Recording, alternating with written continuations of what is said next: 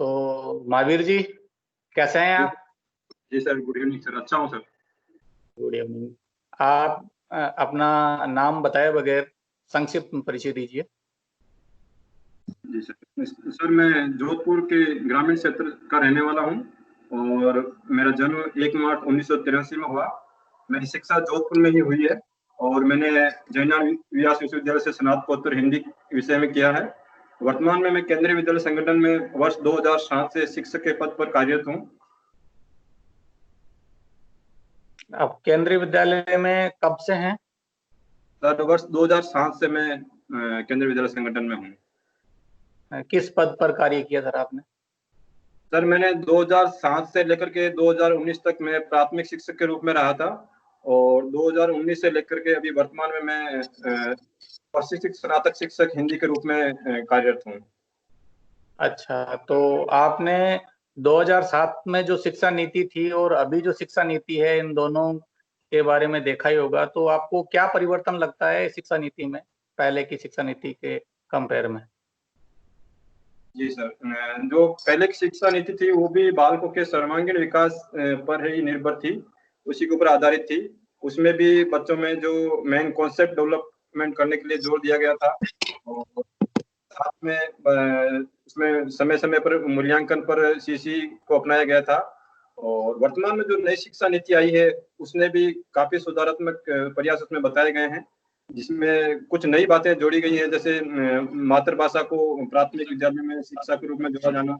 और उसके अलावा इसमें शिक्षा के सभी पहली बार किसी शिक्षा नीति में शिक्षा के सभी क्षेत्रों को शामिल किया गया है, चाहे वो शिक्षक प्रशिक्षण हो, प्राथमिक एजुकेशन हो, हायर एजुकेशन हो या व्यावसायिक शिक्षा हो, और इसी प्रकार शिक्षा क्षेत्र में प्रशासन हो, ये सब क्षेत्र इसमें पहली बार शामिल किए गए हैं। सर मोटे तौर पर मैं कहूँ 4 अंतर बताइए, सीधे सीधे 4 अंतर। जी सर, जो पहले की शिक्षा नीति में मातृभाषा शिक्षण अनिवार्य नहीं था, इसमें प्राइमरी एजुकेशन में मातृभाषा शिक्षण पर जोर दिया गया है। पिछली शिक्षा नीति जो थी उसमें बच्चों के जो एग्जाम या जो स्ट्रीम चेंज करने की जो अभी नई पद्धति आई है वो उसमें नहीं थी। और एक अंतर यह है कि जो उच्च शिक्षा के क्षेत्र में प्रथम वर्ष द्वितीय वर्ष में जो विद्यार्थी अभी अपनी डिप्लोमा डिग्री के रूप में बीच में शिक्षा छोड़ते थे, उनको जो डिप्लोमा प्रदान किया जाएगा वो व्यवस्था पहले नहीं थी। और पहले 10+2+3 की व्यवस्था थी, लेकिन अभी जो नई व्यवस्था उसमें 5+3+3+4 की व्यवस्था की गई है संरचना के। काफी शिक्षाविद जो है इस शिक्षा नीति की आलोचना करते हैं, तो आप इसमें क्या कहना चाहेंगे? जी सर, वैसे देखा जाए तो शिक्षा नीति में काफी अच्छी बातें शामिल की गई हैं, लेकिन कुछ एक दो पॉइंट्स हैं जिनके आधार पर हम कह सकते हैं कि कुछ इन कमियों में सुधार किया जा सकता है। इसमें जो मैंने जो पढ़ा है और काफी शिक्षाविदों की बातें पढ़ी, उससे मुझे जो समझ में आया कि जो मेन ड्राफ्ट था, जो शिक्षा एक समिति जो बताया था, उसमें ड्राफ्ट में राइट टू एजुकेशन का विस्तार क्लास 12 तक करने की बात कही गई थी, लेकिन जो अभी जो ड्राफ्ट आया उसमें इसका उल्लेख नहीं है। और दूसरी एक कमी मेरे को थोड़ी सी ये लगी कि अगर ये, क्योंकि शिक्षा समवर्ती सूची का विषय है और इसे अगर संसद में पारित करवाया जाता तो शायद इसको अच्छी तरह सभी राज्यों में लागू किया जा सकता था। तो ये दो चीजें मुझे थोड़ी लगी कि इसमें कमी पाई गई। अच्छा, केंद्रीय विद्यालय संगठन में जो आपका अनुभव रहा वो और राज्य विद्यालयों में जो शिक्षण होता है उसमें आपको मुख्य क्या अंतर नजर आता है कि केंद्रीय विद्यालय के लिए एडमिशन की होड़ लगी रहती है और उधर लोग जाना नहीं चाहते? जी सर, बिल्कुल मैं बताना चाहूंगा। जो पहला जो मुख्य अंतर है वो गुणवत्तापूर्ण शिक्षा और जो नवाचार है वो केंद्रीय विद्यालय में जो राज्य सरकार के विद्यालय हैं उनसे ज्यादा पाए जाते हैं। और दूसरा अंतर इसमें हम कह सकते हैं कि जो इंफ्रास्ट्रक्चर जो सुविधाएं होनी चाहिए हर एक विद्यालय में, मूलभूत सुविधाएं, चाहे बच्चों के बैठने के लिए टेबल कुर्सी की व्यवस्था हो, विद्यालय की बिल्डिंग हो, पानी की व्यवस्था, शौचालय की व्यवस्था, वो व्यवस्थाएं केंद्रीय विद्यालय संगठन के विद्यालयों में पाई जाती है। तीसरी हम देख सकते हैं कि जो एकेडमिक स्तर पर जो प्रशासन की जो व्यवस्था है वो एक अंतर, बड़ा अंतर है, क्योंकि जो केंद्रीय विद्यालय संगठन का जो ढांचा है वो त्रिस्तरीय ढांचा है। सबसे ऊपर के स्तर पर यहाँ पर केंद्र दिल्ली में जो है प्रशासनिक व्यवस्था है, उसके बाद में 30 तक मुझे इंटरव्यू लेना है, 8 11 हुई है, और तीसरा है जो 8 विद्यालय के प्रधानाचार्य हैं। और जो विद्यालय पर शिक्षकों पर सीधा नियंत्रण है वो प्राचार्य जी का रहता है, तो इसकी वजह से जो समन्वय नियंत्रण जो व्यवस्था है वो केंद्रीय विद्यालय में अच्छा, ज्यादा अच्छी है राज्य से। आपने बताया काफी अच्छी व्यवस्था है यहाँ पे, लेकिन मैं एक अध्ययन के आधार पे बता रहा हूँ कि केंद्रीय विद्यालय में जो कार्यरत कर्मचारी है वो चाहते हैं कि उसको छोड़ें, क्योंकि मैंने एक पिछले साल का रिकॉर्ड देखा है, नॉर्थ ईस्ट में स्थापित लगभग 100 लोगों ने एक साल के अंदर केंद्रीय विद्यालय को छोड़ा है। और आप भी चाहते हैं कि वहां से इधर आना चाहें, तो जब इतनी अच्छी व्यवस्था है तो कर्मचारी वहां से दूसरी जगह प्रतिस्थापित होना क्यों चाहते जी सर, इसके पीछे मुझे लगता है जो केंद्रीय जो एक कारण तो कि केंद्रीय विद्यालय में जो शिक्षक होते हैं वो शायद जॉब ऐसे जॉब छोड़ना नहीं चाहते हैं, तो वो कहीं हायर पोस्ट में अगर उनका सिलेक्शन हो रहा है तो वो जॉब छोड़ रहे हैं। मेरा जो मानना ये है, क्योंकि वहां पर जो शिक्षक है काफी टैलेंटेड लोगों का सिलेक्शन उसमें केंद्रीय विद्यालय संगठन में हुआ है और वो ज्यादातर हायर पोस्ट के लिए ही गए हैं। दूसरा एक कारण मुझे जहां तक लगता है कि इसमें केंद्रीय विद्यालय संगठन में जो ट्रांसफर पॉलिसी है उसके अनुसार भारत के किसी भी भाग में उनका स्थानांतरण हो जाता है, तो उनको लगता है कि वो अपने स्टेट में या एक जगह पर एक शिक्षक के रूप में कार्य करे तो ज्यादा अच्छा वो समाज से जुड़ सकते हैं। तो एक एक दूसरा कारण ये हो सकता है सर, ये दो कारण मुझे लगते हैं। हैं? अच्छा, पूनम जी, अब आप प्रश्न पूछिए। पूनम जी है वहां पे?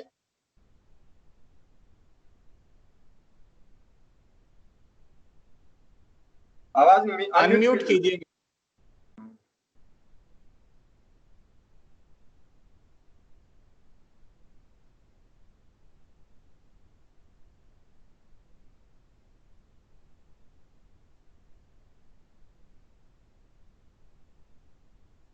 पूनम जी, सबसे पहले वाला बटन ही है माइक वाला, पहला बटन नीचे से।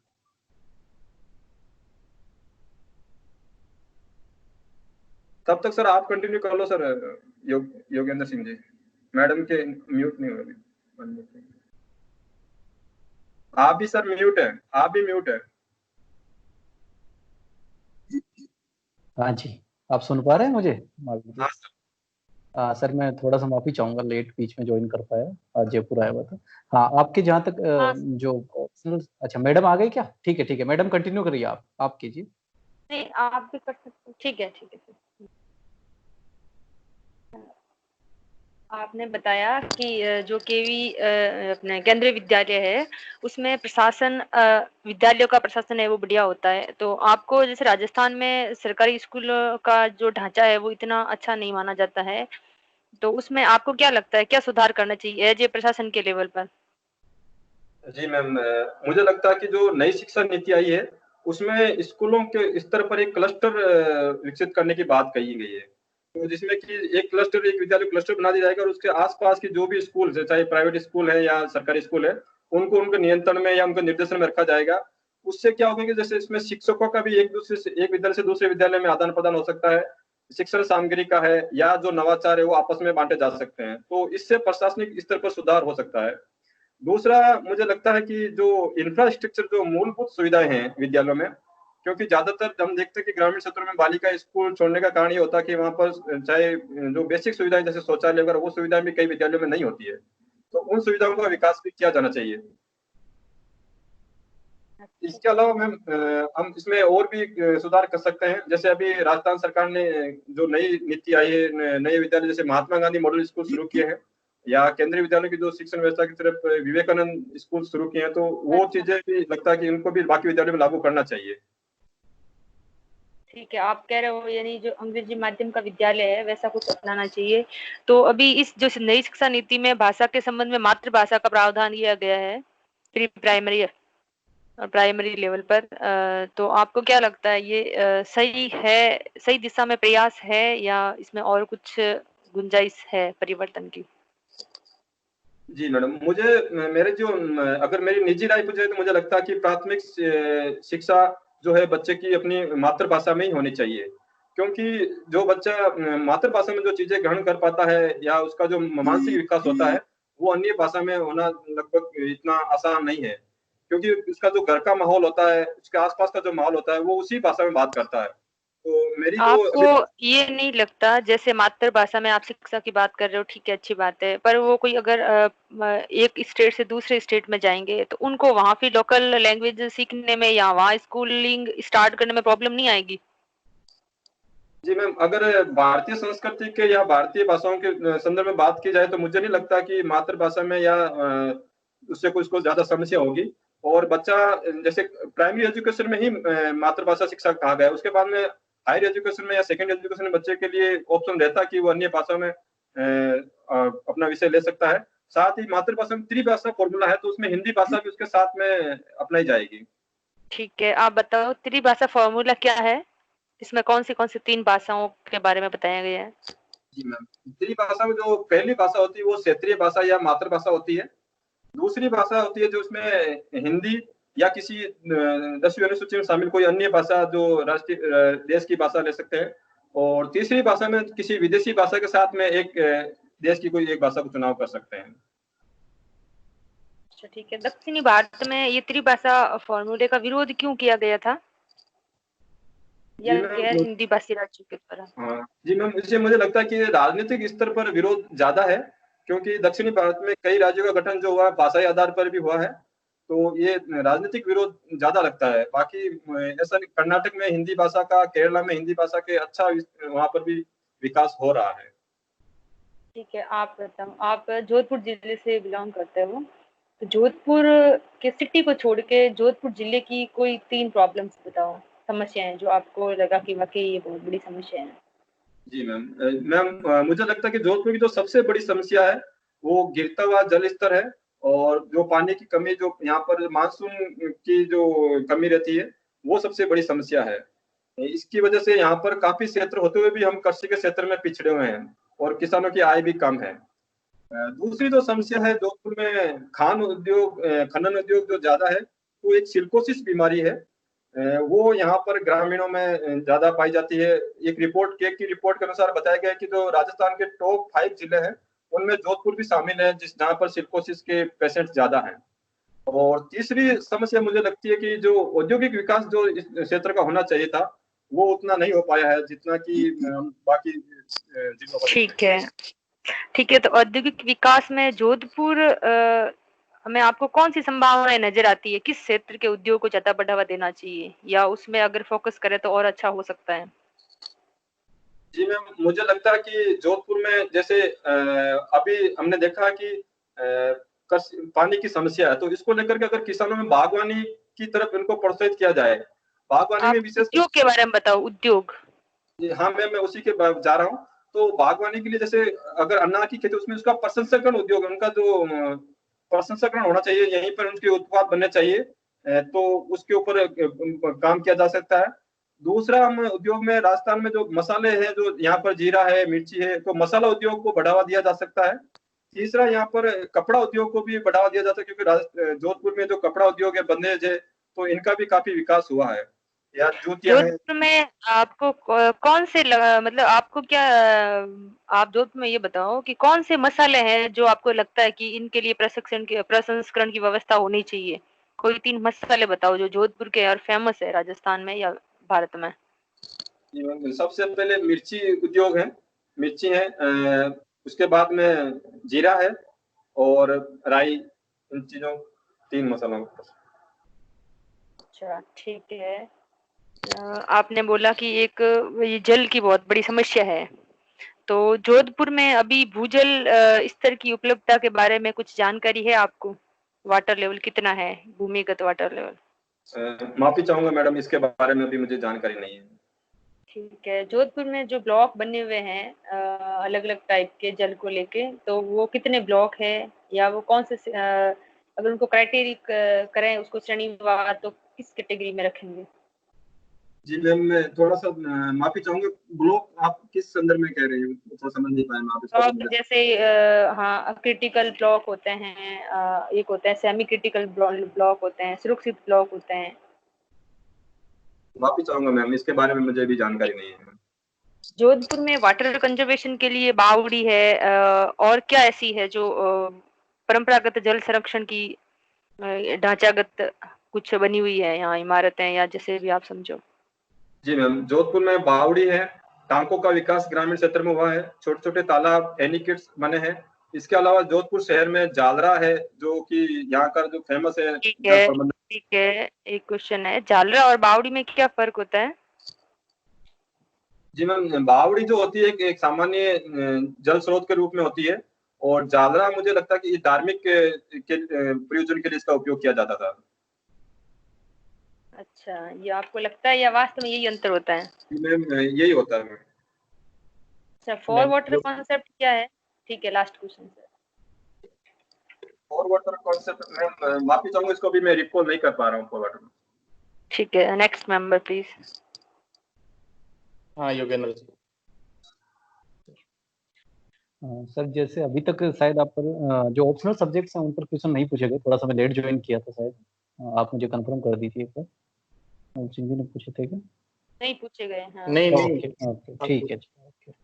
जहाँ तक मुझे याद है आपके हिंदी लिटरेचर, पॉलिटिकल साइंस और हिस्ट्री ऑप्शनल सब्जेक्ट है शायद, है ना? जी सर। आज मैं गलती से थोड़ा लेट ज्वाइन हुआ इसलिए आपसे। हाँ, तो सर मैं एक कथन बोलता हूँ, आप बताइए किस हद तक इस तक सहमत हैं। साहित्य समाज का दर्पण है।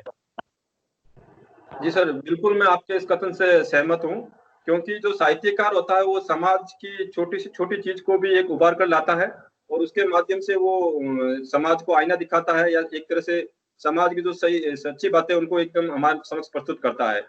इसके हम उदाहरण दे सकते हैं, जैसे मुंशी प्रेमचंद जी का साहित्य है, वो आज से कई वर्षों पहले लिखा गया, लेकिन वो आज भी उतना ही प्रासंगिक है जितना कि उस समय था। उसमें चाहे महिलाओं की स्थिति पर उनका जो लेखन था, या ग्रामीण क्षेत्र की जो समस्याएं हैं, छुआछूत है, या समाज में बाकी जो समस्याएं हैं, वो आज भी प्रासंगिक है, और इसीलिए मुझे लगता है कि साहित्य जो है समाज का दर्पण है। अच्छा, तो आप क्या मुझे कुछ महिलाओं के नाम बताइए आप, जिन्होंने साहित्य के क्षेत्र में अच्छा योगदान, या फिर आप कह सकते हो कि समाज की धारा को बदलने में मतलब कहीं ना कहीं सफल रहे हो। जी सर, महिलाओं में जैसे छायावादी कवियत्री महादेवी वर्मा जी का नाम मुझे इस क्षेत्र में याद आता है। उसके बाद में सुभद्रा कुमारी चौहान जी थे, उनकी कविताएं, उनका काव्य भी काफी प्रसिद्ध रहा है। और इसके सर माफी चाहूंगा, अभी मैं दो को ही रिकॉल कर पा रहा हूँ, बाकी और भी साहित्यकार रहे हैं। सुभद्रा कुमारी चौहान की कोई प्रसिद्ध कृति आप बताएंगे? जी सर, उनकी एक कविता है झांसी रानी लक्ष्मीबाई के जीवन पर, खूब लड़ी मर्दानी वो तो झांसी वाली रानी थी। अच्छा, थोड़ी सी दो चार पंक्ति अगर आप सुना सकें तो। खूब लड़ी मर्दानी वो तो झांसी वाली रानी थी, हर बोले बुंदेले के मुंह से हमने सुनी कहानी थी। सर अभी ठीक से रिकॉल नहीं कर पा रहा सर मैं इसको। बिल्कुल बिल्कुल। पॉलिटिकल साइंस भी आपका ऑप्शनल सब्जेक्ट रहा है। ये सर राजनीतिक विज्ञान के पिता किस व्यक्ति को कहा जाता है, राजनीतिक विज्ञान के पिता?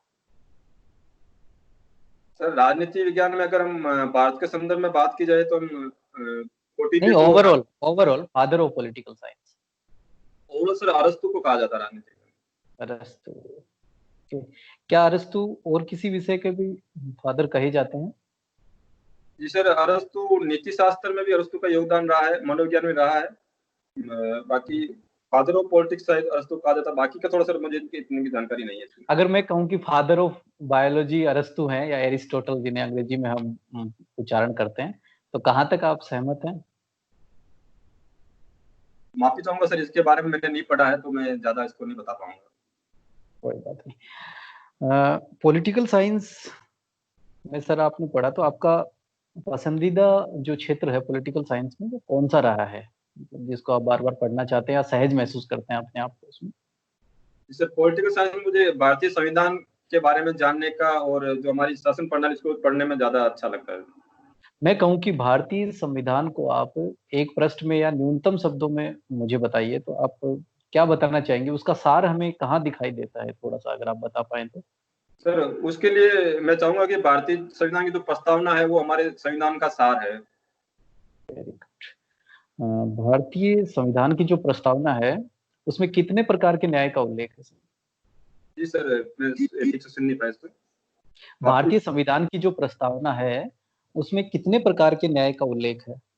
हाँ सर, भारतीय संविधान में जो 3 प्रकार के न्याय का उल्लेख किया गया है, सामाजिक, आर्थिक और राजनीतिक न्याय।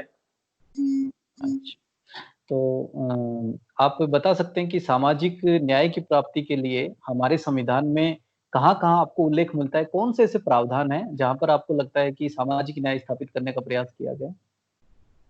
जी सर, हमारे संविधान में जैसे हम मौलिक अधिकार हम जाते हैं तो इसमें अनुच्छेद 16 है, 17 है या अनुच्छेद 15 है, जो कि सामाजिक न्याय के लिए प्रोविजंस करते हैं। उसके अलावा 19, 29 और 30 है जो अल्पसंख्यकों के लिए उनके लिए न्याय का प्रावधान करते हैं। और इसके बाद में हम लोग देखते हैं कि जो नीति निर्देशक सिद्धांत है उनमें भी सामाजिक न्याय में महिलाओं बच्चों के लिए विशेष व्यवस्था करने के लिए राज्यों को निर्देश दिया गया है। और पिछड़ा वर्ग के लिए भी 350 कुछ ऐसे आर्टिकल में भी ठीक से लिखने का जी, काम सर। एक सर काफी चर्चा में एक नामावली रहती है सम्मान नागरिक संहिता, तो जी सर। इसके बारे में कुछ अपने विचार रखिए आप।